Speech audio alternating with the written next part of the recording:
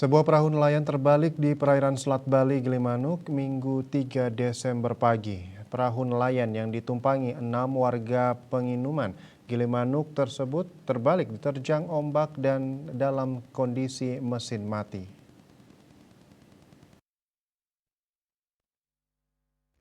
Perahu tersebut terbalik pukul 8.15 WITA sekitar 1,5 mil dari pesisir pantai Gilimanuk. Peristiwa bermula saat para nelayan tersebut sedang melihat jalannya lomba perahu layar yang diselenggarakan oleh Lanal Banyuwangi.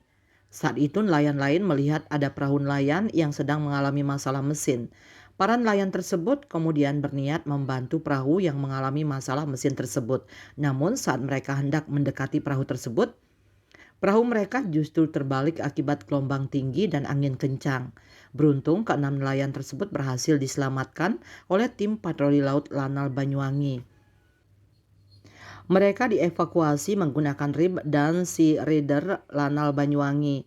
Komandan Posal Gilimanuk Letda Bayu mengatakan keenam orang nelayan yakni Adi Surya Prayoga 30 tahun, Usman 23 tahun, M. Iqbal 22 tahun, Andre Saputra 21 tahun, Agus Nur Salim 25 tahun, dan Gilang Mukti Ramadan 21 tahun, warga Banjar Penginuman Gilimanuk berhasil dievakuasi.